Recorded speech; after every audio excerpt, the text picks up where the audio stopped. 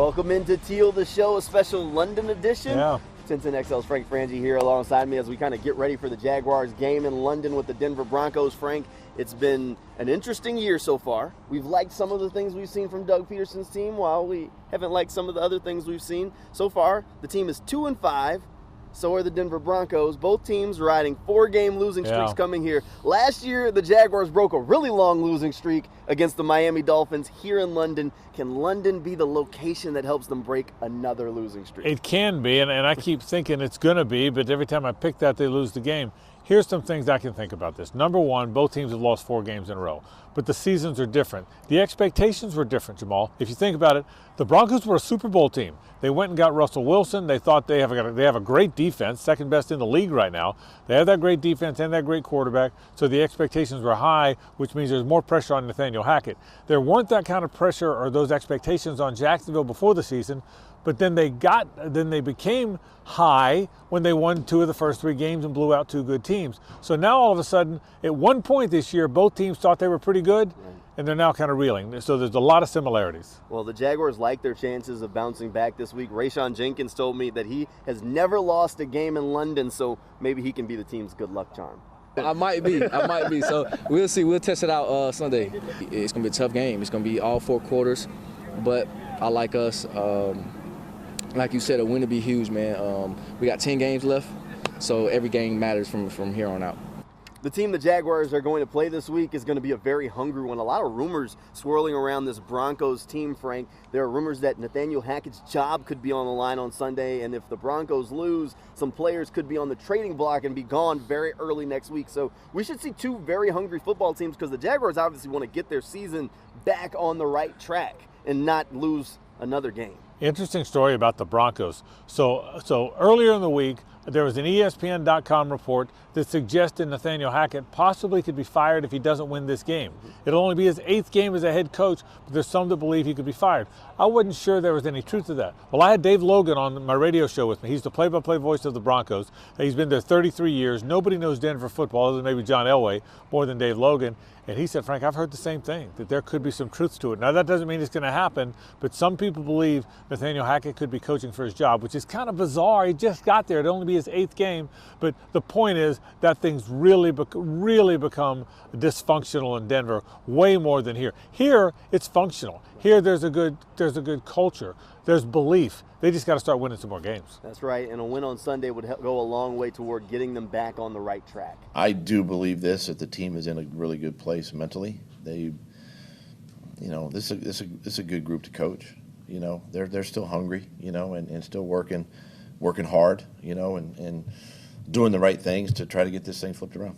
If the Jaguars are able to get that W this week, they'll have to do it without a guy who's helped them over the past few years get some wins. James Robinson traded earlier this week to the New York Jets. Frank, I think the trade kind of caught some of us by surprise, but you know what this opens up? A lot more Travis Etienne, and we've liked what we've seen from number 1 lately. James Robinson is a wonderful story. He's a wonderful guy. Nobody debates that.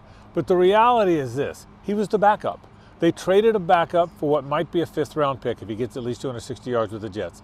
That's what it was. People made a big deal about it. And again, James is a wonderful guy, was a wonderful Jaguar. He penned a great letter to Jaguar fans and to the Jacksonville people, which was typically classy of James because he's such a classy guy. But he was the backup. He was a backup running back. He got traded for a 5th-round draft pick. And now you are going to see Travis Etienne. I think Travis is more explosive. I think Travis has big play capability. If he can stay healthy, I think the sky's the limit. And that's what this is about. It's not really about what happens or doesn't happen with James Robinson, no disrespect. It's about here comes Travis Etienne. You're going to see an awful lot of number 1. That's right. And Travis Etienne has really been coming on over the past few weeks. So hopefully, fingers crossed, we can see some more big plays from him on Sunday against the Broncos. As a competitor, you want to be that guy, and now it's here, and now I have my own plate to look at. Don't have to take off no one else's plate, and that's what I'm going to do, put my head down, work, and get really good at the things that they pay me to do. Another big rushing day from Travis Etienne would definitely help the Jaguars. Coming up after the break, we'll talk more about this week's matchup against the Denver Broncos. That's straight ahead when Teal the Show returns. Welcome back into Teal the Show. The Jaguars are 2-5 and could really use a win. Frank, what do the Jaguars have to do to take down this Broncos team on Sunday? I think there's 2 big things, but one main thing. You got to protect You know, Bradley Chubb already has 5 sacks. He's been very good. It's the second-ranked defense in the league, and they are really good defensively. They run to the ball. Patrick Surtain is one of the best 2 or 3 cornerbacks in the league. They're very good. So you got to protect. This has got to be one of these games where Trevor gets the ball out of his hands. I think that's the one thing. And the other thing, Jamal, they've got to find some pass rush. The Jags have not rushed the passer very well, and that's the biggest surprise to me. You and I have talked about this before. I thought they'd get after the passer better than they have. That's a big, big, big part of this game. Yeah, you're right. All preseason long during training camp, we were raving about DeJuan Smoot, Arden Key, really just how great Josh Allen has looked. But after the first maybe week or 2 of the season, a lot of that has really evaporated. Doug Peterson says it's because some of the other teams are giving them so much respect in that aspect and using that quick game to get the ball out of their hands. And you can see that, but they still have to find a way to get there just that extra step quicker. And remember this, that Todd Bowles was the head coach who the defense coordinator who called the plays, and now is the head coach. This is the first time Mike Caldwell has called plays, Jamal. Right. That's the big thing. It's the first time he's called plays. I think he's going to be good at it. Yes. But you got to feel your way. Yeah. And you got to feel, and I think you're seeing those growing pains a little bit for a brand new coordinator. All right, on the other side of the ball on offense, Frank, Trevor Lawrence has played a couple of good games in a row now. We were a little worried about him, but we're starting to see the Trevor that we kind of got used to in those flashes early on in the season. Do you think we can get another big week from Trevor Lawrence? I think Trevor Lawrence is going to be so good, and I tell you that all the time. But this one's tough. A really, really good defense that they're playing, and it's going to be this big. I think it's the best defense he will have played this year. I think it's a real challenge. They get after the passer. They're going to have to get the ball out of his hands quickly.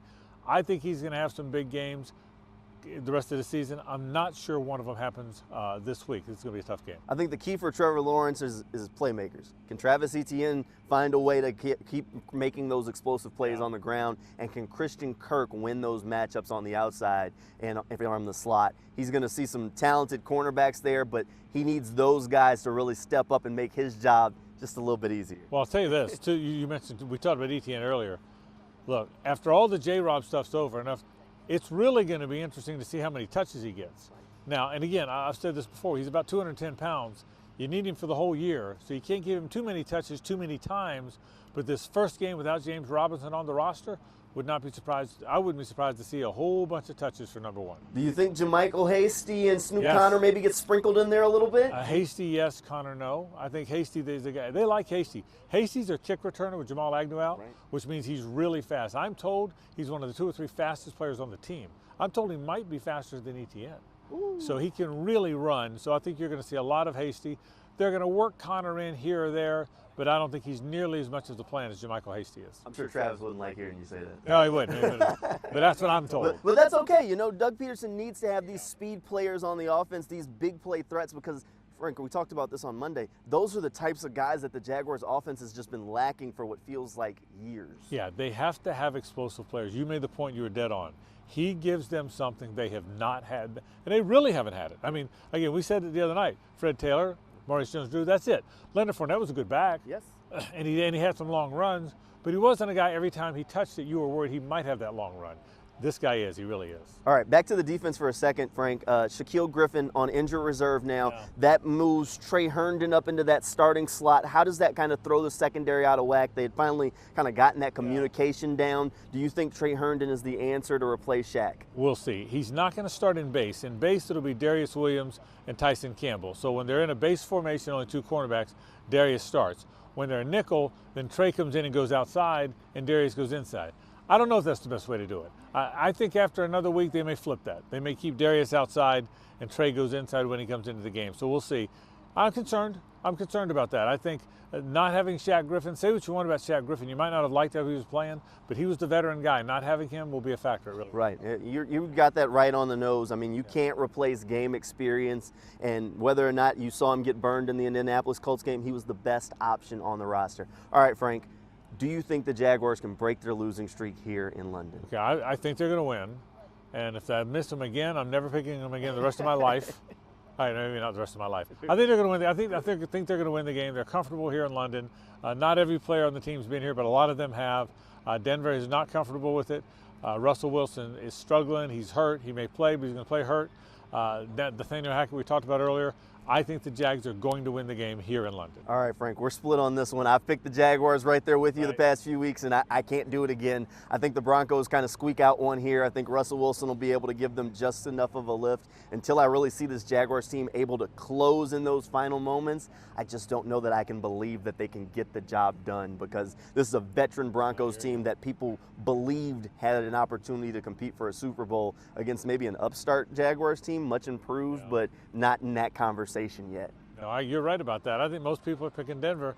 I'm just going to keep picking them, and so we'll see what happens. I like the Jaguars. I like it. We'll keep picking them the rest of the year. Thank you at home for tuning in to Teal the Show here from London. We'll see you next week on Monday night, maybe just fingers crossed talking about a Jaguars win. Good night and go Jags.